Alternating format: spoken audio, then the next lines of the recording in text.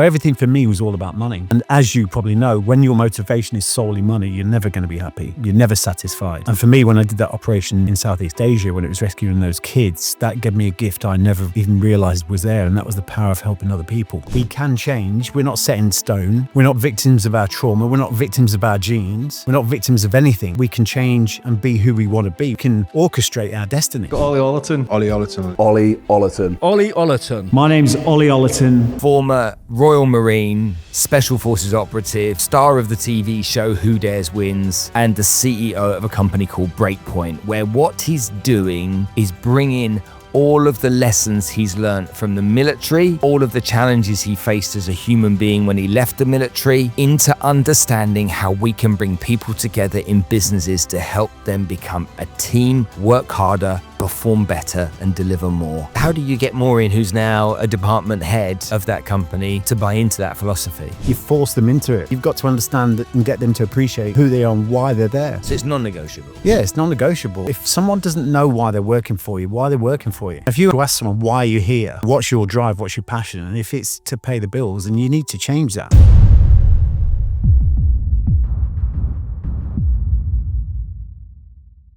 Hi everyone, and welcome to this episode of the podcast. Now, if you're watching this on YouTube and you haven't subscribed yet, do me a favor and just press that subscribe button. And for everyone that's listening right now, if you could like, follow, leave a comment, I'd really appreciate it. Feedback is always good or bad. I don't mind whatever it is. Okay, I want to try and improve this show for you as much as I possibly can. And that's why I'm asking you that favor. So if you can, I'd love it and appreciate it. So thank you very much.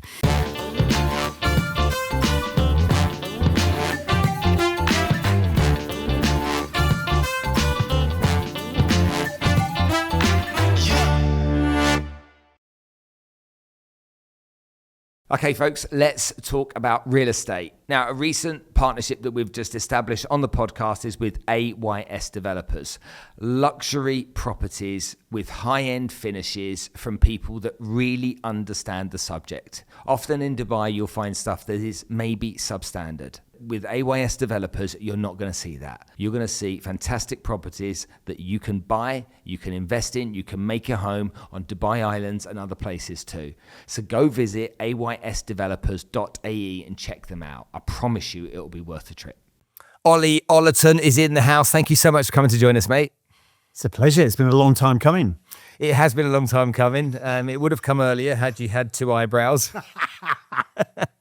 Are we going there already? Well, I have to tell the story because nobody will believe me, and now you're here. So Ollie contacted me a couple of weeks ago, said, Spencer, I'm really sorry, I can't come to the podcast. I have just bought a new beard trimmer and I've lost half an eyebrow. It wasn't half, it was the whole lot. Well, 3/4 definitely, yeah. But it is a true story. Do you know what? It hasn't fully grown back. No, it hasn't. I've been putting castor oil on it and everything, all the witch's tricks.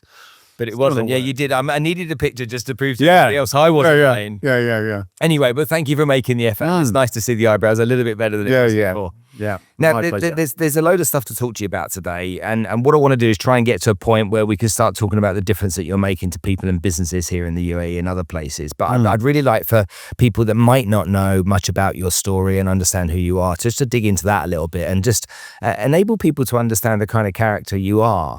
Because a lot of people go into the military, they join the Marines, and then they come out as, men, rough and tough and all that kind of stuff. And, they've seen things that other people haven't seen.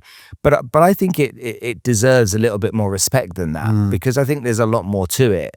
I have family members in the military. Almost one side of my family are all, if they're not Marines, they've been in the Navy or the Air Force or something. And there's something very special about their relationship with belonging in that way. And I always believe that there are some basic human needs that all men have, and a sense of belonging is one of them. And a sense of purpose is really important too. And I feel that joining the military, and I've just had this discussion recently about whether everybody should join by law for a couple of years to start their life, has a lot of really good stuff to offer us as human beings.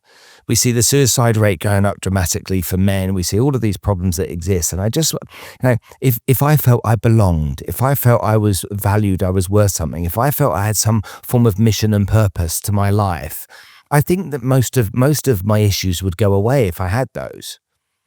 So take me on your journey and let me understand a little bit about what it was like for you. Did you feel those things, and what were the highs and lows? Well, we need to go right back.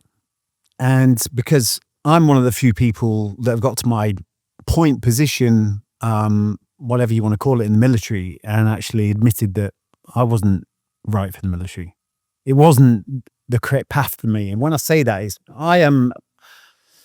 I've got some unique circumstances, and I brought a lot of trauma into the military. But when it comes to like bringing a sense of purpose, sense of belonging and everything else, then absolutely 100%. That brotherhood, everything it completes the full 360 of what it means to belong. But for me, my first memory of life on this planet was when I was attacked at 10 years old at the circus by a fully grown chimp that nearly killed me. And we can go back to that in a bit if you want, but let me move on from that. Now, that was an extremely traumatic situation for me. And the point of that is, and hindsight's a wonderful thing, isn't it? But it never won any wars. It's great for reflection. And I'm still unpicking things now, which helped me pave the way forward. And I've done a lot of work around that trauma as a kid, but I actually joined the military with a whole lot of trauma, a hell of a lot of trauma. And looking back now, if I had the mindset now to do the job that I wanted to do, I feel that I would be a far better soldier now than I ever was. But for me, I got into this, I believe, right, looking back on that incident when I was a kid, after that incident happened, I built the strongest army I could around me. I came from a half-decent family, fairly wealthy at one point. And then all of a sudden this thing happened to me. And after that, I started picking this army around me. Like, I made sure that I got the hardest family in town to be my best friends. And when I'm looking back now, I see this mechanism or this thing I was building around me because of that attack as a kid when I was 10 years old. And then sort of the advancement or the upgrade of that was then joining the military. The hardest military. I wanted to find the hardest military there was. That was the Royal Marines. So that was my aim then, to then build myself this amazing army around me. And then when that wasn't enough, I then went for the next thing, and that was the Special Forces. Because when I got into the Marines, I was like so disappointed. And I'm not sure whether that was the fact that when I was 14 and I built so much of a picture, we are all creative, believe it or not. And I created so many scenarios in my head that I don't know if I'd created this reality or this perception, that the reality would never meet. And that's what forced me then to sort of go, right, this isn't what I thought it would be. And that's what pushed me to go for the Special Forces. But there were so many things along that journey looking back that said you shouldn't be here. And I was pushed against all this stuff. And maybe, as a young lad as well, there's a lot of ego as well. So I was doing ego was driving me to do that course, being told by people, you'll never do it. You'll never pass Special Forces selection. Even from the start, the Marines, it was, you'll never do it. You haven't got the discipline. You haven't got this. And it was always about proving those people wrong. So is that really the right motivation for me to join the military? Because you're doing it for other people, aren't you? You're doing it to prove them wrong. You're not really doing it for yourself, because it shouldn't really matter. So anyway, I joined the military with A, this trauma, and B, the fact I was doing it half the time to please the audience or prove the audience wrong that I could do it. So when I actually got in there, I was never satisfied. I mean, the whole thing about belonging and being in a place that felt incredible, this brotherhood, this family was incredible, but I was always wanted to be away from there. I didn't want to be part of it. And I do believe, I blame the chimp for that. But, it's an interesting thing looking back, because I did what so many people dream of doing. But you didn't want to be part of it. Did you know what you wanted to be part of? No, I didn't know at all. It was almost like I was never satisfied. And this would run all the way through my life until I actually crashed and burned some years later. And that was after leaving the military. And then even after leaving the military, leaving the Special Forces, I went away and I was actually in the Middle East as a mercenary. It kept pulling me back into this place where I didn't really want to be, but you go the path of least resistance. I now understand that, and it's like when things get tough, I was trying to reinvent myself. And then all of a sudden I'd be pulled back to what I knew. And that was, being on the tools, being in a war zone. So I didn't really ever know what I wanted. And then after leaving the military, I then, as I say, went as a mercenary. I then went on this journey I was in Australia, lived in Australia for a while. And then I did this incredible operation to rescue kids in Southeast Asia. And that was a turning point for me. It was a massive turning point. It was the best return on investment I've ever had, and I wasn't even being paid. And that was when I found, for the first time in my life, I found the power of helping other people. And that in today's society is something that we're losing. People are more interested on their followers on Egogram or whatever, and the likes of, people don't collaborate anymore. It's not something, division is something that's driven in all levels of society, as we know. But for me, that when I came out of the military, I was like always, because you don't get paid much in the military. And I always had these dreams of having a Ferrari and having this and having, this rich lifestyle. So everything for me was all about money. And as you probably know, when your motivation is solely money, you're never going to be happy. You're never satisfied. And for me, when I did that operation in Southeast Asia, when it was rescuing those kids, that gave me a gift I never even realized was there. And that was the power of helping other people. For the first time in my life, the financial or the drive for money took a back seat. And it was actually when I was out there doing those operations, I felt selfish. Does that sound? Mm-hmm. I actually felt selfish because I was getting so much from it for the first time in my life, seeing those kids, knowing where they were going, and then rescuing them from that, and seeing them at the orphanage in their school uniform. I'll never forget that. Tell me a bit more about that, because I've been on a similar journey, and I'd like to learn where were you? What year was it? What was the first thing you experienced, and how did it move you? Yeah, I'd been actually back in Australia for a while, and I was trying to do this thing where I kept saying to myself in my head that, I want some stability, I want some predictability, I want some routine, which is something that was the worst thing for me at that time. And then all of a sudden I bumped into someone at a party in Australia, and he told me about this operation, is organization called the Grey Man. And the Grey Man were going into Southeast Asia undercover, identifying kids that were being sex slavery, basically human trafficking, everything else. And then they would send in teams or local police to then, go and rescue them. And as soon as I heard this, it was like, wow, I'd love to be a part of this. But I just thought I can never break away. But I will do the training for them on the ground in Australia to send them off. And then something happened in my life. My life was falling apart. I split up with my girlfriend. Before I knew it, I was out in Southeast Asia on one of the teams. And we actually went out there with a TV organization, production company called Vice. You heard of Vice? Mm-hmm. Yeah. So we were doing filming filming about human trafficking, about girls underage in all the sex, all the brothels. And we went to, I think it was Pattaya. That's where we were doing the filming initially.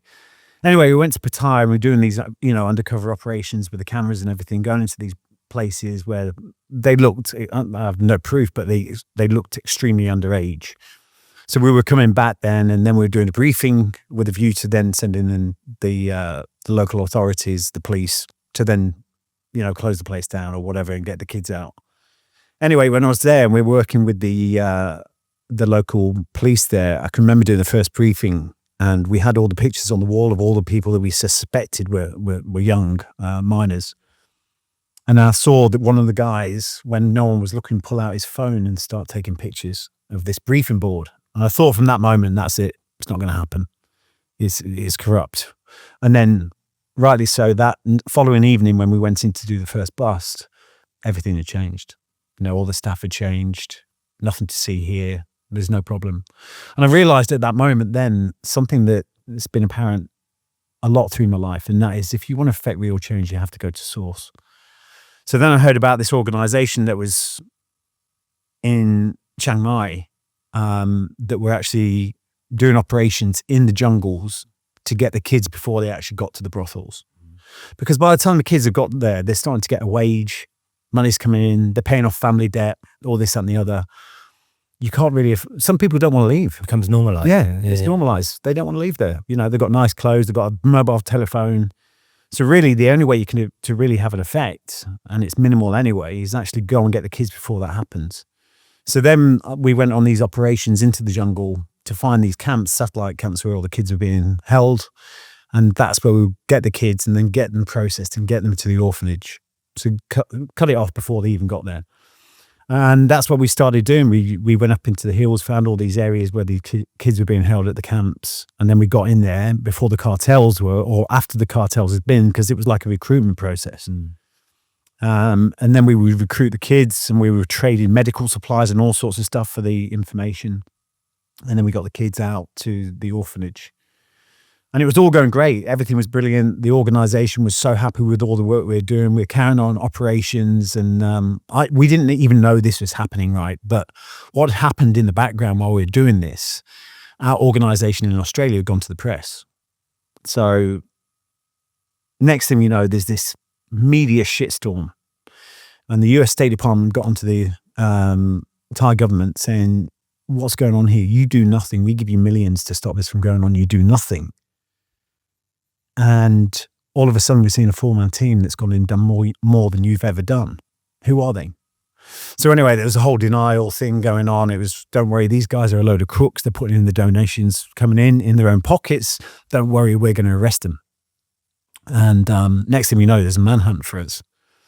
And I got a text message saying, get out. You need to get out quick. So anyway, we managed to get out of Thailand, get to an airport and get back to Australia. And that for me was like, that's where I crashed and burned. And I talk about this. This was like my greatest battle, but my greatest discovery. Because it was the first time in my life, nothing in the military clicked for me, really clicked, you know. But then as soon as I started doing that work, rescuing those kids, I just went, this is going to be me for the rest of my life. I'm going to do it forever. It's incredible. Then all of a sudden I'd found that something. And then again, like everything in my life, it had crashed and burned, and I was left with nothing. I was back in Australia, hit the booze, hit the drugs, hit everything. I was just trying to distort any kind of, I just wanted to numb myself out badly because of what was going on in here. And it was that point when I crashed and burned. I was starting to think about ending it all. I just thought it'd be so much easier if I wasn't here. And I heard this voice, a voice that I'd heard before, and it said, Ollie, it doesn't end like this. I can remember the words. There's more to your story. And I don't know what that meant at that time, but it was enough for me to go, this is not the way. And for me, that was like a turnaround point for me. Like I say, my greatest battle, but my greatest discovery. It was the first time in my life that I'd actually taken responsibility. And this is what we do as humans, right? That we're always looking, or we always believe that where it's happiness, blame, whatever it is, that it's external. You know, it's an external fix to be happy. It's this, that, and the other. And for the first time in my life, by taking responsibility, I realized that you can't change anything in your outside world unless you change the energy of who you are. And that for me was like an epiphany, because I realized that then, and once you actually take responsibility, the inner critic's got nowhere to go. You know what I mean? It's like you've laid your cards on the table. So it's such an important step for me to actually say, yeah, this is who I am. It's my fault. I am here. But, things had happened to me. I got attacked by a chimp. I went in the special forces, been in war zones for years. But then taking responsibility and say, yeah, these things have happened, but I'm here right now because of my choices. That was a powerful thing for me. And knowing that I could change. And that also influenced by the fact I'd seen the power of helping others. This is what would put me on this pathway. It would be the DNA to start my business, BreakPoint.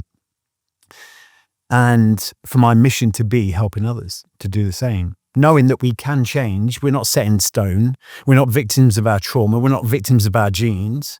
We're not victims of anything. We can change and be who we want to be. We can orchestrate our destiny. But a lot of us think we're fixed in these bodies, we're fixed in these situations, our environment, whatever it might be, and we can't change. But me knowing that and having been on those operations to help those kids, that was the recipe, or the DNA, if you want to call it, for what I'm doing now. And that was, I was empowered to help other people do the same. You spoke earlier on about it being selfish. I work with children from Bangladesh that have been trafficked, and we made a documentary with this village in Nepal where all of the girls at the age of 8 become prostitutes. And that was really hard to be part of that journey. Yeah. The heroes that have done the work, and people say, you've done such great stuff for these people. And I'm like, you've no idea. because what they do for me is far greater than anything that I'll do for them. So when you said that about being selfish, that really really resonates because I know what that actual feeling is. And when you're in a place where you're making that difference to those people that are suffering in that way, I certainly couldn't. Maybe you can help me with this, but I couldn't get my head around that. I couldn't make peace with that in any way, shape, or form. For me, it was just like this can't be the way that these people have to live. You know, it can't be normal. And again, you're right, because when you spoke about once they're out of the village and they're actually in the cities, in the brothels, they learn that that's their life. Yeah, and they don't know any different. Trying to help people changed everything for me because I was exactly the same. Money, success. And then I was exposed to these kids. And then all of a sudden, none of that mattered. It really became, I sat and I thought, what have I been doing for the last 30 years? Literally, why was I even worried about these types of things? Why did money and material possessions and proving to myself I was better than other people through some financial sense have any significance at all? And I suppose it comes back in some parallel with where you belong. You know, people in the military, but brotherhood, belonging as the words that you use. Imagine if we all went and did a stint of trying to help people that had suffered. It doesn't necessarily have to be the stuff that we've been involved with, but some people that have suffered and put somebody else before yourself and saw the joy that you could get from helping people. I wonder if as a society, a community, as a global population, maybe we'd all behave a little bit differently. 100%. You know, the thing is, I've thought about this a lot, right? And I'm sure you have. Who has stated that success is like having loads of money? Because that's how everyone deems success, don't they? I mean, if, you know, you've got to have the car, you've got to have this and blah, blah, blah. Everyone wants to be famous. But when you look at the core human fundamentals, success is bringing another human into this world, as many as you can, and giving them the best life possible. Like someone successful, you know, you go to some of these third world countries where there's a lot less suicide. And their idea of success is family. Mm-hmm. You look at our version of it, rightly or wrongly, because we're all guilty of it. And success is not having family and building $1 million, billion business. You know what I mean? What's right and what's wrong? Empire. Yeah, empire. So you have a place that has nothing, lots of poverty, people miss out, but you also have a place that has way more gratitude. That's mad. Yeah. I'm more grateful than I'm deeply ungrateful or unhappy on my pursuit of never being able to be number one, because there'll always be someone richer than me. All with more followers than me. You know what I mean? Yeah, no, absolutely. But the thing is, and then we feel surprised that actually helping another human feels good. Of course it's meant to feel good. Yeah. Of course it's meant to feel good, because that helps us as a species evolve. So yeah, it does feel good. And this is what I say to a lot of people, especially when some people are suffering. One of the best things you can do if you are suffering is help someone that's in a worse place than you are. Because that's something it gives you is incredible. Yeah. When you, there's so much to unwrap at this. When you came back and you went through your struggles after experiencing it, that when you really think about it, when you went into that dark place and it went low, why did it get to that place? Why could you not keep remembering the great work that you'd done just weeks or months earlier, okay, and the impact it had on you and on them? Why could you not sit on the end of the bed and go, hold on a minute, what have I just done? What stopped that for you? You know what? I had this constantly having conversations with my wife about this stuff, and I feel that sometimes it has to crash before you can mend it. Sometimes it has to crash. Something, you know, like some things, and that's a metaphor for everything. You know, sometimes it's going along, it's fractured or whatever. Sometimes you've got to let it just crash before you can actually step in and start doing something about it. I've got a theory about me, about why this happened, right? On that day when I was 10 years old, my first memory of life on this planet, I was having the best day of my life. It was a beautiful hot summer's day, believe it or not, blue skies in the UK, when they used to have blue skies. 6 days of summer. Yeah.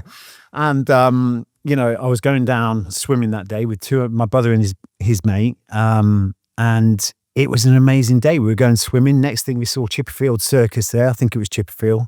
And it was just incredible. So this day was absolutely amazing. I found myself in the big top, didn't see anything that really attracted me or got me excited. Then I saw a split in the canvas, split away from my brother and his best mate, opened the canvas, saw in front of me something that absolutely got me so excited. I was just overwhelmed by this little creature, and that was a chimp. I was so in love with Tarzan. That to me was a little piece of Hollywood.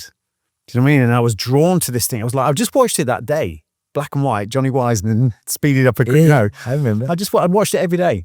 And there on that day in front of me is this little baby chimp. So next thing I'm engaging with this chimp, blah, blah, blah, and having a great time. Like time stood still. It was an incredible moment. Chimp's feeding me, and I'm not eating it because it's disgusting. So I'm throwing it over my shoulder, but I'm going through the motions. Didn't want to break the serenity of the moment.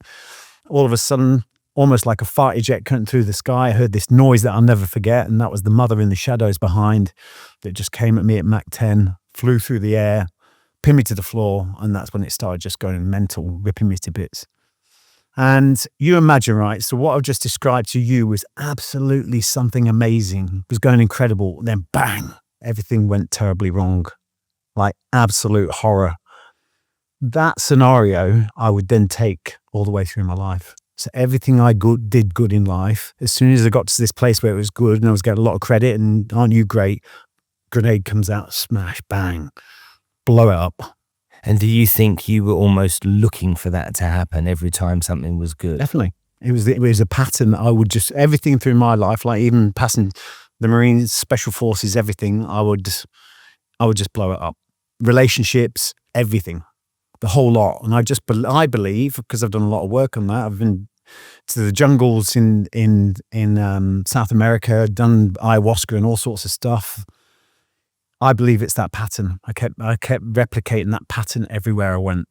So absolute destruction. After all the good and everything that I'd done throughout my life, I then blew it up. And again, it was like I say, relationships, everything, the whole lot. When was the last time that happened? What year was the last? That was the last time that happened, was when I had that breakdown. I just got back. That was 2011.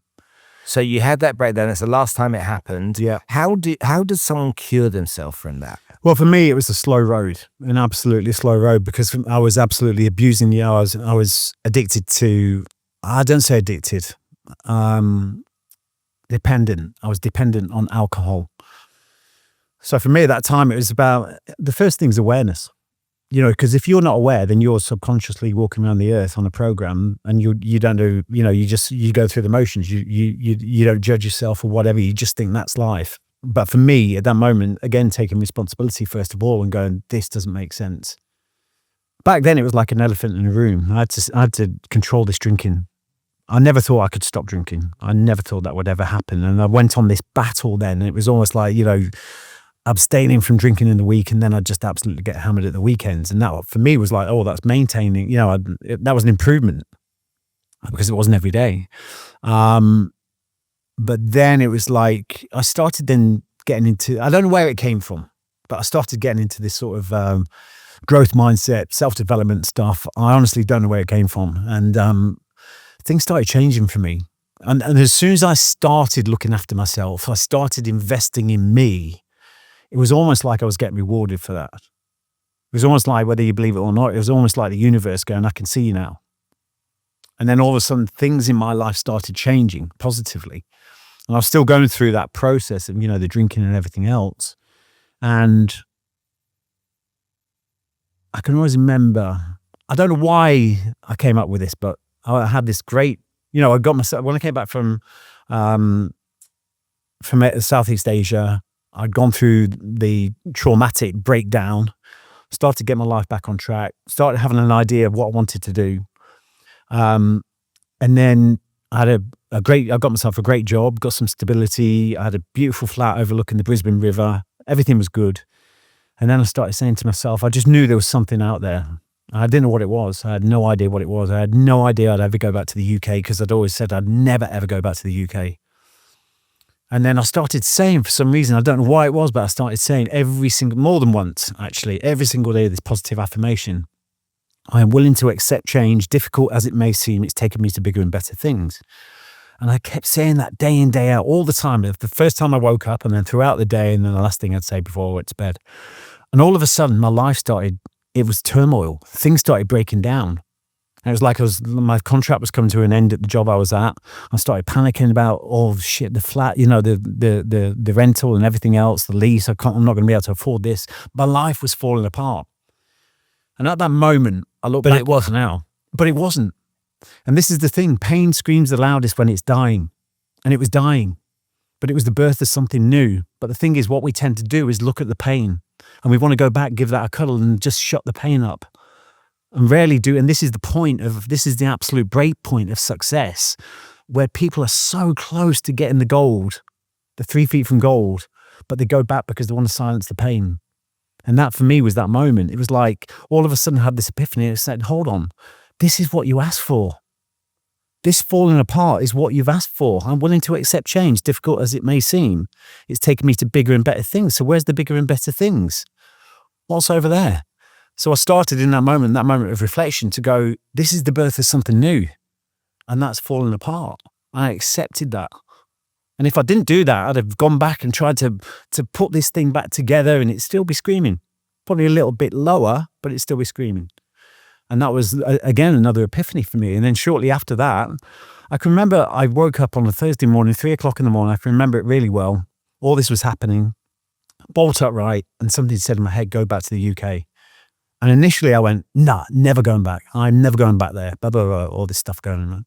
And then my head went, just think about this. And all of a sudden I dropped these barriers, this fight. And then all of a sudden everything started clicking. It's like the Rain Mountain. It all started clicking, making sense. Within 2 weeks, I'd sold everything and came back to the UK with nothing, absolutely nothing. And at that moment, I was like, I'm starting this business BreakPoint. I'm going to use the skills and everything that, the credibility of a special forces soldier. That's where I need to do it, back in the UK.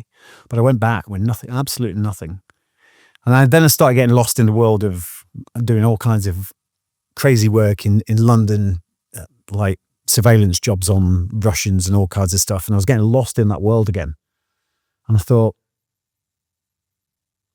you don't follow your dreams because you're too busy making a living sometimes. And that's where I was getting lost again. I thought, in the end, I just went, cut it now before you get wrapped into that world.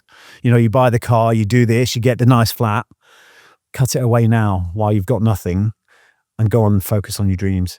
And that's when I did that, cut away, went down to Cornwall to where my family, most of my family are. There was a spare house at that moment in time because my brother had gone across to, is a helicopter pilot. So he'd gone away. And there was coincidentally, I don't say that word anymore, there was a spare house there for me. And that's what would become the basis for my book, Battle Ready, because I went in that house and I had to change the blueprint if it was. The drinking, all this destructive behavior had to change. If I wanted to start this business BreakPoint, then I had to change the person I was. I had to be the mentor of strength. It's not the person that is faking perfection like the majority of people out there are doing. Broken people break people. And I wasn't going to be one of those people. Authenticity is one of the most powerful energies there is. And I wanted to be that authentic person that was going to be that mentor of strength. But I had to do all the work on myself first, and there was a lot of work to do. And I went in there with 3 things: mind, body, nutrition. And I cut myself away. I didn't know I was going in for 3 months. I just committed to it. I switched off the news, didn't buy a newspaper. I haven't done since. And I made sure everything I consumed mentally and physically was of the highest caliber of who I wanted to be. And this is actually where I came across Mind Valley. This is where I came across Vision, because I've gotten to this guy's mailing list called Carl Harvey. Have you heard of Carl Harvey? Yeah. Gone to his mailing list that someone says, you need to try this guy out. So through Carl Harvey's mailing list, I then found this guy Vision. Mind Valley's just starting off back then. And then I found this 6-phase meditation. So, and I was one person, like the old Ollie would have knocked the hell out of the new Ollie. You know what I mean? Meditation and all this stuff. Confident that. Yeah, like ridiculous. And you had that 1,000-person audience around me laughing at me, which is your own ego. But, and I pushed myself through these things, and I started doing like goal setting. And every time I woke up in the morning, it was visualization, meditation at the same time through that 6-phase meditation thing. But the thing is, I couldn't get any money. I had nothing. I've been out of the country for 10 years. I couldn't get any credit cards. I couldn't get any finance. I had to borrow a credit card off my mum. I had nothing. So all these usual places that I'd have gone, I'll get a bank loan, I'll do this, they all closed. So I was forced then into this corner of doing the work. And this is where a lot of people get it wrong as well, don't they? Because they don't change the energy of the person they are. So you can go away on this sort of divert from the sort of line and then get the loan and I'm starting afresh, but they've not changed who they are. So regardless of, they're going off on this direction, but they're going to come back onto. You're repeating, yeah. They're going to go back to who the person they are. The honeymoon periods and everything's over, they're going to go back to the person they are. I was forced away from that because I couldn't, for the first time in my life, get access to money or anything. So I was locked in that house and all I had was myself and the things that I could do to change me. And every day I went through that process, regardless of what my head was doing. I went through that process because I knew that I could change and this was the only way to do it. I'd read about it. I was prepared to give it a go. And then over the period of this 3 months, I was still drinking and stuff, but really, it was such a battle all the time. But I was like, in the week, I was like making sure that I went through all these practices and everything. Anyway, cut a long story short, it's interesting because through that 6-phase meditation, right, I had this dream in my head that I'd start this business called BreakPoint. This business called BreakPoint would be getting the corporates to come on a special forces experience with me. So we'd put them through the physical stuff. We'd then put them through the mental, emotional, the interrogation phase, and then the whole lot condensed into a very small course. So we could get under the skin of the person they're pretending to the outside world that they are, and it would uncover the true self, the true essence of who they are. So this was the dream in my head, and every day on that visualization meditation, I had this dream in my head. I put myself there as if I was there. I could feel the shoes on my feet. I could feel the expensive watch on my arm. I lived it every single day, got really into it. And then it got to about the end of 3 months and my family were getting concerned. I had no money, no nothing. And I was like, I'm doing this thing, BreakPoint. And it was almost like an intervention at one point. They had me round, come round for dinner. Matthew. And I went round there and then it was like, why don't you go back to do what you guys do, go back to a war zone, go and earn loads of money that, because there's obviously a lot of money in the mercenary world. But something in my head just said, no. They didn't know what had happened back in the war zone. I didn't tell them the stories. So they didn't really know that information. They were just trying, they weren't doing anything wrong. They were just trying to protect me. They said, just come back when you've got a load of money, then you can start doing this business and blah, blah, blah. And I just, it's never going to happen.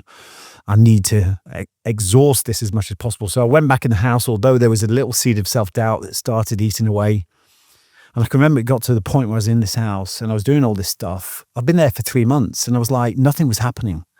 I was doing all this stuff. I wanted something just to validate, just to go, there you go, there's a little something. And the phone wasn't ringing, nothing was happening. And I swear on my life, I dropped on my knees. I was like, please give me something. And then all of a sudden, nothing happened. Nothing happened. I was like, nothing happened. But then 2 days after that, the phone rang. And it was one of my best mates from the military, Foxy, who was also on the TV show, who said, hey, that idea for BreakPoint you've got, the whole thing I talked about, the corporate model. He said, would you do that on national TV? I was like, are you kidding me? He says, no, I'm with the production company right now. They want to talk to you. And that was the start of SAS, Who Dares Wins. So that actual model, everything I've visualized every single day became the same model that everyone's seen. And for those that haven't seen it, it was a very popular TV show in the UK. Yeah. That was the model that everyone saw on TV. And so someone that says to me that this work isn't valid, and when you look at it, having a clear, precise goal that you've got so much clarity on, you put yourself in the situation as if you're already there. Why wouldn't it come to you? But this is what people don't do. They're more worried, and this is the mechanism of who we are, isn't it? That we're always focused on the problem. And that goes back to our survival instinct of who we are. It's the problem that we need to focus on because that back in the day could have been the threat to life. So we are problem-focused people. So whatever you focus on, you feed, So that really started that journey for me. down the sort of spiritual self-development, all that kind of stuff, realizing that there's some merit in this. And that's that journey of those 3 months was a real, like, not necessarily from the alcohol, but a cold turkey from a previous version of you. Yeah. And if I put that into simple terms for some people that might be listening, it's like you go on a diet, okay? You know you've got to lose 10, 20 kilos, whatever it is. You know you've been eating too much and the doctor said, come on, sort it out. You're going to be obese. And you know that you can get there. It's possible because other people have got there. But it's going to be really hard for 3 months. And can you see it through, you know? And can you focus on what the prize will be enough to see it through? And people don't have that instinctively within them, okay? Very rarely do you see that person who's 10 kilos overweight or whatever the weight is get to that point. And you've sat there and it's like, this is who I was. I'm fat. This is who I am. How do I become this new version of me? And that new version is amazing. It's exciting. It's wonderful. It's just like, oh, imagine being that person, but getting there. And the worst thing and the best thing your parents did was all at the same time, you know, putting the seed of that, because that's almost like you've given up smoking. You're in the house, you've not had a cigarette for 60 days and mum says, come over. Okay, dad's got a pipe, there's a packet of Marlboro Lights on the side and you've picked up one of them and they're like, yeah, go, sit in front of the fire and have that, will you? Have a little drink as well. Oh, yeah. And there's no bad intention. Yeah. But it's the worst thing that you need. That what you went through for that period of time, those 3 months, I don't know many people that have gone through that and got to that point consciously. I know there's some people that might have gone through that. I've been to prison, okay, or I was in rehab or something, but sat down with a real conscious mind. It's that on its own, regardless of what the start point and the end point is, that's priceless for every human being. It's almost like the caterpillar becoming the butterfly. It's that becoming somebody completely new. Yeah. Do you look back on that with a great sense of pride? 100%. But the thing is, the turnaround point for me, right, was that we don't understand the operating system, right? What do you get taught at school about this? We understand our phones better than we understand ourselves. So a lot of the time spent in that house, although I was doing these things, I started to think, how could I have been this special forces soldier at the top of my game? Absolutely incredible. Now I'm like gone from, I hate using the word, but gone from hero to zero in 10 years. How could that have happened? Because surely once you're there, then you are that person and, you know, you are invincible and you're amazing. And yeah, exactly. But then over 10 years, I'd spiraled down into this horrible version of someone I've hated. And the thing is, we are an interesting species, aren't we? That we have to wait till it gets really bad before we actually switch on and think, I can't accept this anymore. And that was that point for me. But the thing is, I started then to realize if we go back into our primal coding, we start to understand our primal coding. Our brains, our minds, they're designed for survival, not success. And this is where a lot of people don't understand that the mechanism wants you to live yesterday every day. So as far as I'm concerned, I'm drinking, I'm doing this, all this destructive behavior. As far as my survival mind is concerned, it wants me to keep on doing what I did yesterday and the day before that, because as far as my mind is concerned, it's kept me alive until today. It doesn't care if it's a good thing or a bad thing, but it wants me to keep doing that. Of course, the future looks bright and great for me, but the survival mind is petrified because it's not been there before. It's uncharted territory. So it's going to resist you getting to that point. And this is where people, you know, they start the fitness programs, they buy all the kit, you know, over the weekend. I'm going to start on Monday. I'm getting up 45 minutes earlier on Monday morning. I'm going to do my routine. Alarm goes off. What's the first thing you do? Snooze. Because that mind, what's happened is, you know, because basically, you know, your subconscious brain, which is the driving force of who you really are, and our conscious brain, our creative mind is only 5%. the program is around about 95%. In that moment where you go, I'm getting up in the morning, you press the alarm, the snooze button, your subconscious has tapped you on the shoulder and says, hey, mate, I don't think you remember how we do things around here. Get the fuck back into bed. Mm-hmm. You know what I mean? And then you listen to that. But this comes back to your point, though. It's like never again. It must be that the darkest place, or the worst place, the bottom. It's the never again. It's the woman that won Slimmer of the Year when 2 kids rode past her. She was outside McDonald's. She had 2 Big Macs. And the kids rode past on their BMXs and they threw their wrappers through the window and said, have some of that, fatso. And in that moment, that was her never again moment. It's the woman that's been battered by the guy too many times, or cheated on by the man too many times. It's the guy in business whose accountant's just taken it one step too far, or that person in the office that's been that negative, cynical, troublemaking shitbag. You tolerate it and then you go never again, and that line is drawn. Very hard for people to get to that line, and if they don't get to that line, that darkest place, which you did, and you were just like, no more. Yeah, because the back was so dark. Going backwards was so dark. I couldn't go back. So the only way was forward. But again, that's almost the beauty of it. It's like there is no option now. Yeah. This is only the only road I can take. Yeah. Whereas getting other people into that place, and I think there's a part of that's got to do with what you saw in Thailand, in Southeast Asia, and you saw the pain that people were suffering, and you saw the horrors that were taking place there, and I've seen that kind of stuff. Then I'm going to add on to that. I'm sure over your military career, you've seen some horrors along the way as well. That must shape you as a human being. 100%. To be that person that can go where I think a lot of people can't.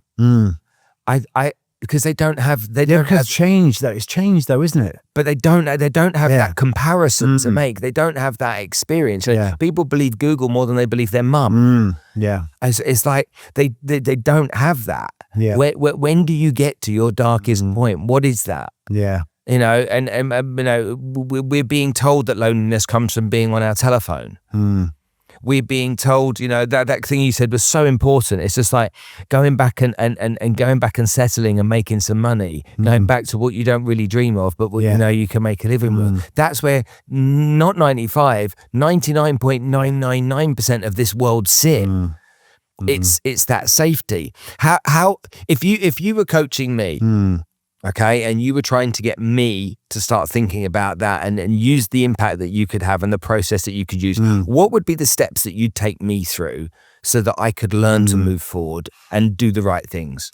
Well, the first thing for me is is awareness. First of all, you've got, you know, at the end of the day, when it comes to coaching, when it comes to looking at other people, there's, like we've just talked about there's some people that are never going to want to step into that.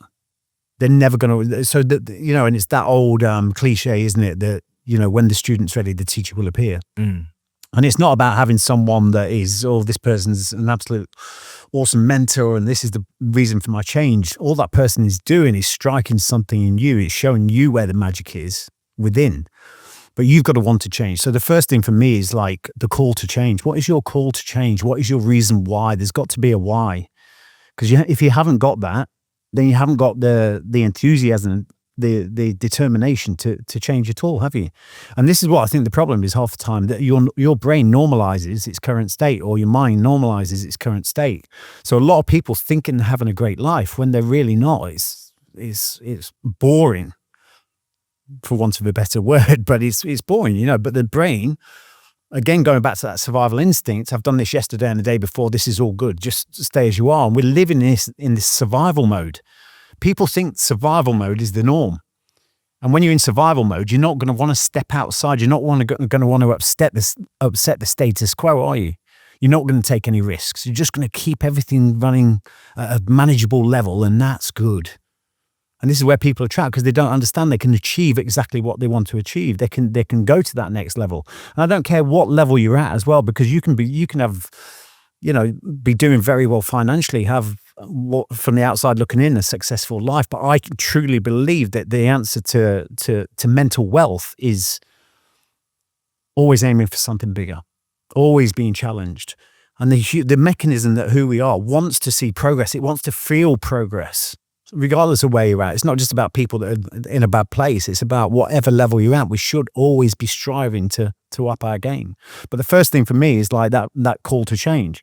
That for me in that house, that person I'd become was my call to change. I went, no, I'm not accepting this anymore. But I couldn't have done that if I didn't understand and believe that we can change. All this bullshit, all this programming about the leopard never changes his spots. They do, they can. It's just this program. We're led to believe that we're victims of our trauma. People want to blame something that's happened to them in the past for the reason they can't do stuff in the future. And it's understanding that every day is a blank canvas. There's like this psychology, and it went to Freud, the Freud model of psychology in this world. All right, back in the day, there was two models. Have you heard of this Adler? Mm-hmm. Yeah. So Adler and Freud. Adler's all about the fact that you shouldn't be delving into your past to help us move forward in the future.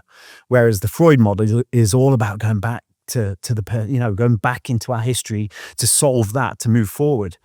Now, apparently, and whether it's right, whether this information is correct or not, there was no money to be made in the Adler model. So the Freud model is the understanding in psychology that we all know because there's money to be made. As with all what have you in pharmaceuticals, and let's not go there. But it's understanding that we are a blank canvas every single day. And looking back as well, a lot of lads that are suffering, veterans that have gone through stuff, and they're always, through conventional psychology and treatment, let's go back to it's on a witch hunt for what caused it. You're not going to achieve anything by doing that. It's about understanding that every single day, your mechanism wants to rely on yesterday to create the blueprint for tomorrow. That's normal. That's just the mechanism. But we've got to understand that we can change. Every day is a blank canvas for us, but we've got to let go of the past, and we've got to have an achievable, or not achievable, because I think initially you've got to have something that's driving you forward. It's not what you get, it's who you become in the process. So really, the first step is that call to change. What is your call to change? Now, some people might have a health scare, might do that. Mm-hmm. A lot of people, come out of a relationship, all of a sudden they want to change. There could have been some kind of traumatic incident that causes that, is the catalyst for that. But you've got to establish that yourself. What is that? What is your call to change? And if you haven't got a strong why, you ain't going to get anywhere. When you look at that as an individual and then you compare that to a business, does the business become a being? Is it the business then that has to change? Well, you look at. I know again it's sort of cliche, isn't it? But the best asset for any business is what? It's people. It's people, and it's fact, isn't it? And the stuff I've done in the past, it's not. I'm not there to teach you how to do your business, because I don't know that. I haven't got the knowledge or the skills to do that. But I think if on an individual basis, if you can get each and every person with that growth mindset, you can get them all to have some kind of shared mission and create this kind of synergy. And I tell you what, something happened to me last week, and I've just done a piece on this at home, actually today. And I was out, and I'm training for an Ironman at the moment, and I like to train on my own. I don't like going with groups. I don't know why. But anyway, I got called to go cycling on the weekend, on Saturday. And I knew it was going to be a fast group. So anyway, I then went with that group, and it was it was brilliant. It was the fastest I've ever done. My Garmin was going wild. I started thinking afterwards, like this whole teamwork thing that we're led to believe. Teamwork to traditionally just means, you're going to look out for your muckers, you're going to pull them up when they need and all this. And rightly so, that's great stuff. But there's a certain kind of synergy that's created. I was like, what? How come I felt so powerful, so energetic when I'm in that group? And we've all got that, and it's that collective energy, have you had constructive interference? I've heard of it, yeah. Yeah. So I know what you mean, though, riding in a group. Yeah. Everyone's racing everyone, aren't they? Exactly. Everyone's racing everyone. Everyone's got the same mission. It's like all minds on the same thing. Everyone's got the same mission. They're all striving to do the same, do the best. And that synergy then creates this constructive interference, which is when two waveforms of energy come together that are of equal amounts, it doubles. That's a scientific fact. That's not woo-woo or whatever. That's scientific fact. So I was then I started looking into AI, and I was asking it all questions about this and everything else. And I was saying, why did I feel so much energy when I was in that collective group compared to when I'm, not, and I know there's the whole thing, the mental thing about you're not as motivated and everything else, but it was different. There was something that was different. And then I believe it's that constructive interference. And I then started relating that to the corporate world, thinking this is where everyone's getting it wrong. In the corporate world, people aren't supporting each other. People are coming to work, they're bringing their problems in, their mind's somewhere else. They don't really know why they're there. You ask them what the mission statement for the business is, they won't be able to tell you. You ask them if they've got a mission statement personally, they'll look at you like you're a madman. And this is where they're lost because they're not sharing that synergy. And it goes back. I took it for granted when I was in the special forces, but some of the stuff we did, I look back now and I was like, it was incredible. It was absolutely, like non-verbal communication, like swimming in the dark underwater to get to a target, getting on the target, doing the operation, then get back in and then off into the dark again. We didn't talk to each other, but the synergy was just unreal. You'd like think, I've got that I might expose that corner. All of a sudden, someone would be there. It's just like incredible. I took it for granted. I was only a young lad and I'd not had much career experience. But now looking back, like similar thing at the weekend was exactly like that. And if you created that in a business, as the leader of a business, you could be able to create that energy with everyone working in the same look direction. At the absence of it. Yes, the absence of it, and you've got this. And I worked in a business. This is where I got my first idea for BreakPoint. I worked in oil and gas. When I sort of got myself straight in Australia, I was like, some stability. I got myself a decent job, and it was in oil and gas. And I just could not believe that organization. Everyone was just there because they're rolling the payroll. I didn't have a meeting in 2 years, team meeting. It was ridiculous. And I was like, what is going on here? And this is what gave me the basis to start my business, BreakPoint. And like no one, you ask anyone, why are you here today? Oh, to pay the bills. Mm. How is that going to positively affect that business? But you imagine you get everyone together. They've got a mission statement. You've got your group mission statement. It doesn't mean a lot to some people that work within the business. But what's your individual department mission statement to support that mission statement? And when you have that, you create a sense of purpose, a sense of enthusiasm. People know why they're there. They want to be there. And it creates a whole different synergy. And this is where people don't even bother doing it. I go to businesses and I'm like, I'm standing there in front of hundreds of people. And I'm like, someone tell me a mission statement. And I know before, because I've had a briefing call, that we've had this company come in and we've spent thousands and thousands on our mission statements and values. Oh, great. That's awesome. So I go to the corporate event and I'm like, someone stand up and give me your mission statement. Place is dead. Mm-hmm. No one knows. Yeah, no one knows. And I'm like, and then I have to tell them what their mission statement. It should be like a mantra. Yeah. Do you know what I mean? Because you don't know why you're at work then. It's amazing. It reminded me of Richard Branson with Virgin when the cabin crew used to work for Virgin rather than work for British Airways. And even though they were paid 25% less at Virgin, they would rather be at Virgin. Okay. And it was just like, why? Because it's a better place to work. Yeah. And you got people that are working for less, rather than work for British Airways because it's a better place to work, isn't it? Yeah, absolutely. And you find those, people that feel that, and they don't necessarily walk through the door with that themselves. Yeah, that has to be brought out of them, but from the environment and the people in the business. And a lot of times, this can be it's a case of reframing. Yeah. Because that person that gets up on a Monday morning, it's like I'd probably had a crappy weekend at home, arguing kids and partners and stuff.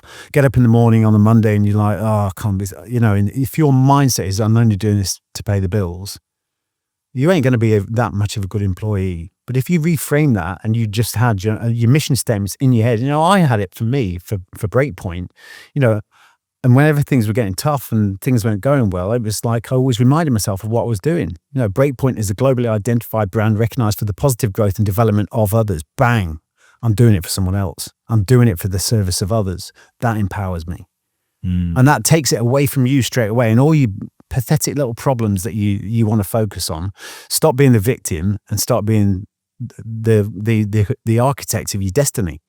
And this is where I think, you don't need to do much in a lot of these businesses, but all these businesses are always, it's stuff on the outside. It's again, like we are as humans, it's an external fix. The problem's on the inside. Well, let's say if you haven't got it sorted on the inside, then you're never going to get your 100% on the outside.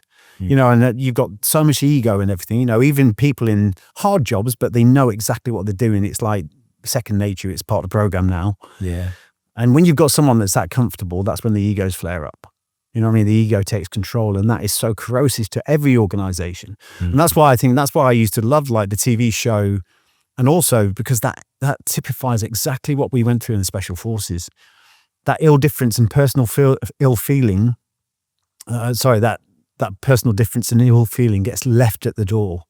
You know, when you're going on an operation, people could die. And I know you can't create that in the corporate world, but, you know, if we took a bit of that ethos and just thought, does this business worry about what I think about that person?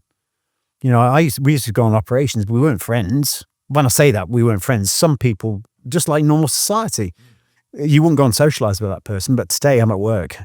I'm going to get the job done. He's going to cover my back. I'm going to cover his. I'm going to get this job done. Afterwards, it goes back to what it was. But it's that ethos of just get the job done. But you have that ability to be able to frame that because you've experienced that.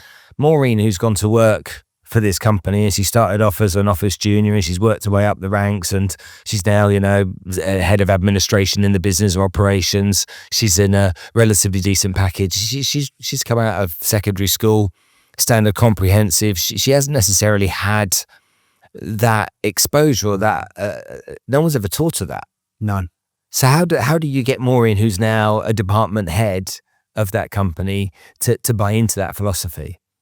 You force them into it. You force them, you know, the whole mission statement and everything. You've got to understand and get them to appreciate who they are and why they're there. So it's non-negotiable. Yeah, it's non-negotiable. I mean, at the end of the day, you know, you've got to, if someone doesn't know why they're working for you, why they're working for you. You know, if you ain't ready to ask someone why you're here, you know, what's your drive, what's your passion? And if it's to pay the bills, then you need to change that. You know, people need to understand that the value of that collaborative mission. You know, we're all on a mission because we want to achieve X, Y, Z. And it's like, you hear that story about, you know, I think it was the astronaut at NASA or something that asked the guy that was cleaning the sweeping the corridors, what do you do here? And he says, oh, I just sweep the floors. He says, no, you get a rocket on the moon. Do you know what I mean? It's that whole, it's creating that sense of purpose, because you can do that at every tier of the business. And one thing I'll say, you know, it's like when we used to go on operations, there's more to the arrow than the point. And what I mean by that is we were a 4-man team. We used to go in and do some really cool stuff, dressed in black balaclavas, laser sight weapons, go and hit the target, come back. We couldn't have done that job without everyone under that arrowhead. And it's so important. We always did that we would make sure every single person was rewarded for the job we did. Whether that was the person handing out signing out the weapons or whatever it was, making sure we could do that job. There's more to the arrow than the point. It's just making sure everyone's got a value and purpose. I mean, we as a species need a purpose, right? And when we don't have a purpose, this is where we get lost. We're in a flat spin of nothing, and life just becomes dull and boring. You know, and sometimes, you know, a business has to make a harsh decision that person shouldn't be in the business. You know, that's just fact. And that person, do yourself a favor, you know, have some balls. If you don't want to be here, go. You know, I think it takes a bit of responsibility and a bit of ownership. But someone needs to direct that, because if you leave people to their own devices, they need direction. So, Ollie, one of the reasons I wanted to bring you on the show today was that, first of all, thank you so much for sharing that with me. You've inspired me. You've thrown a load of questions in my mind that I want answers to, but you've also made me take a long, hard look at what I was thinking about myself. And as you were talking about business, I was thinking about my business, and I was thinking about the failings in that. So it really just, it's very hard to sit here as the host of a podcast and look at my businesses when I've got someone literally schooling me on some things. Yeah, the thing is though, Spencer, this is the thing, man. It's the same for me when I talk about my practice and stuff. Sometimes, and I've heard some great mentors like Joe Dispenza saying the same thing, and even Bruce Lipton as well. Like, I've been teaching this stuff for years, but I realized I hadn't been doing it myself. You know, and sometimes we become the byproduct of what we're trying to project. Do you know what I mean? So sometimes it does take that real, I mean, a lot of the stuff I talk about, sometimes I have to go, well, I'm not doing that. Me and my wife, so we work together. why are we not doing that? And then we should do that. And sometimes we become the least important project in the business, don't we? We're not doing the things that we should do. That's just normal, but it just takes a bit of a get back in the house. Yeah. 30 days. Yeah, exactly. Yeah. 30 days. It's always 30 days. Yeah. Okay, so you obviously you're here in Dubai, but you've built yourself out globally known now. Australia, UK, New Zealand, different parts of the world, the English-speaking world. People know you. You're obviously famous from your TV shows and the great books that you've written as well, and this phenomenal career that you've had. This impact that you want to have on businesses. Okay, that really interests me for a number of reasons. Number one, because we work with many businesses with what we do, but also I know lots of business owners here that struggle, and they're good people. Okay. And they're trying to achieve great things with their business, and they struggle because they get frustrated with their people. They find it, hard to hire the right people. That would be an external, reason that they give, or people are so fickle nowadays, or people are different to how they used to be. Go back 20 or 30 years, and there was a different caliber of human being back then, and trying hard to adjust to this new generation of people that look at the world differently. I mean, if you and I 25 years ago had said to our bosses, yeah, we'll work 4 days, not 5, then it's fine, mate. All right, actually, do you know what? The mornings I'll work from home, afternoons I'll be in the that wouldn't be happening either. But these are some of the challenges that some of these business owners face. And whether I'm talking to people that own companies with 10 employees, or I've got people that own companies with 50,000 employees, a lot of the time the problems are the same. You've created a course, okay, so that people can learn how does it work, and can you tell me if somebody wants to get involved in something like that, what would the process be? I think really when it comes to, the reason I am attracted to business is one thing that you can really have a markable difference. It's quite evidence if it's working or not. In 6 months, if you see their top line, they're having better revenue, better prospects or whatever, it's really noticeable, isn't it? You can tell whether it's working or not straight away. So, and I do feel that when you can push this kind of training collectively, and like I mentioned before, that sort of collective synergy, that energy that's produced from that constructive interference, that's where you can get a corporate group to really have an amazing effect. When people are working on their own individually in a home, it's going to be hard work. So I really think when it comes to like a corporate entity, you can have that markable difference. But every organization, right, has got to have some kind of employee development program, and it's non-negotiable. So every organization has to have some kind of employee development program, and it doesn't have to be massively exhaustive. It could be an hour a week or something, because you can have all these interventions. At the end of the day, human nature doesn't want change, and that's part of the course really when it comes to, we are not wired for change. So really the only way that you can have that as a non-negotiable is to have some kind of development program within the business. Now, the course that we've got, we've got a number of courses, but the one that really affected change for me was that Battle Ready course. And it's based on my best-selling book, Battle Ready, which was a number 2 times bestseller. And really it's that transition of change. So in that I cover 4 topics. First of all, it's the call to change. So that's establishing your why. Then there's the barriers to change. Obviously, it's important to understand the obstacles that are in our way, understanding the operating system of who we are, so we can work with our strengths and our weaknesses and identify both. Then there's the how to change. So that is the boot camp where we knuckle down and actually get into the work of change. But then it's like any honeymoon period, isn't it? If you need to sustain that change, because I've done it before, especially when it comes to all kinds of aspects, whether it's health and fitness, whether it's mindset stuff, you get to a certain point and feel great. I don't need to do it anymore. But we all are a continuous improvement model.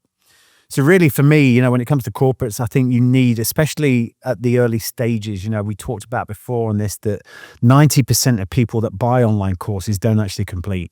60% don't even access the platform. 30% don't make it past the first module. And that's not me, that's across the board. So it's really important at those early stages that you create the wave, the ripple. And if you don't do that at the start, then you won't get the traction within the business. And that's why I think you have to have those interventions. You have to have some kind of advancement or education program within the business. And like I was saying before, it's so easy not to do it, isn't it? Because sometimes it's almost like, we're a small business and it's sometimes like, well, we need to hire someone to do X, Y, Z that we've been doing for so long. And that could be the finances or whatever or something like that. But doing that is almost like taking a step back for a while, isn't it? Oh, it's just easier to do it myself. And sometimes we don't realize, this is the whole concept of BreakPoint, that you actually have to break that connection for a while, that routine. And it's almost like you have to take a knee before you can stand back up again. It's a fundamental part of the process. So when it comes to sticking, you imagine a business that hasn't had an intervention, and then all of a sudden you say, right, we're going to start doing this, you're going to get a lot of kickback.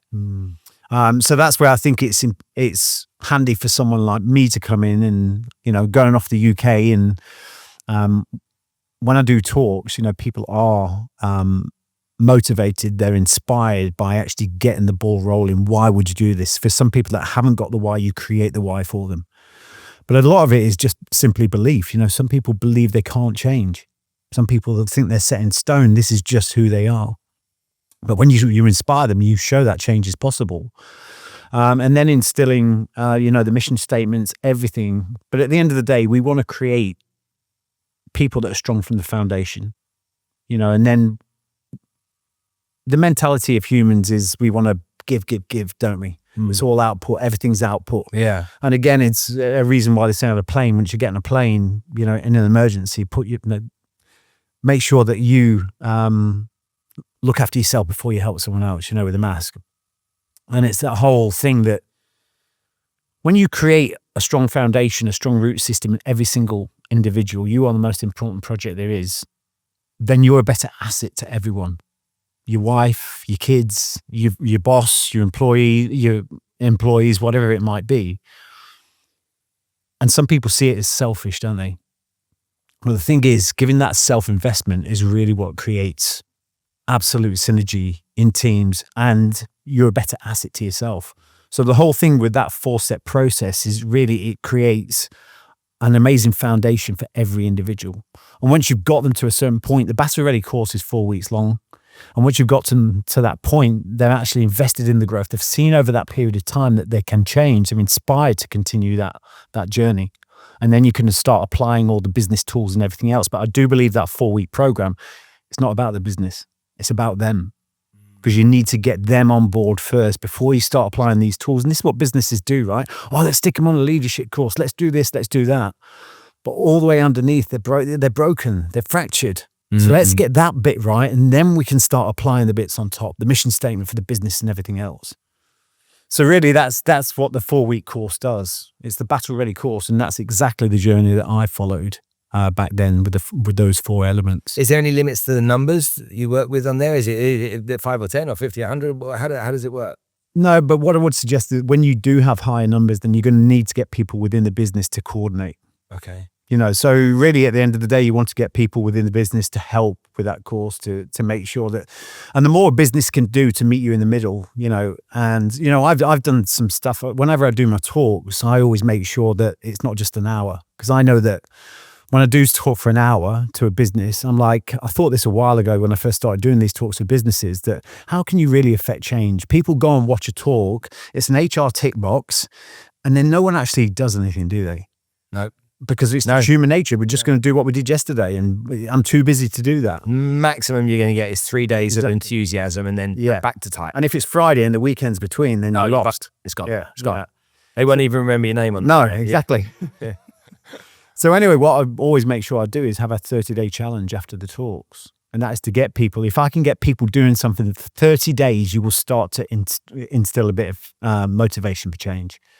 So really, it's just about getting that traction initially, these 30-day challenges, and it can be based around health and everything. But once you start getting people to understand little minute differences, habit stacking creates massive ripples, and, not getting overwhelmed with massive goals, which people never start on anyway. But once you see that little small changes every single day, those little 1% make a massive difference. And then you start building slowly from that. And again, that success, that positivity is contagious in a business.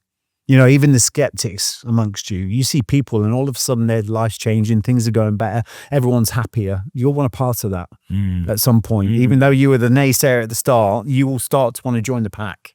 Yeah. And going on to the pack as well, it's like, this whole mentality of the lone wolf that you see across all social media, and, it's cool, isn't it?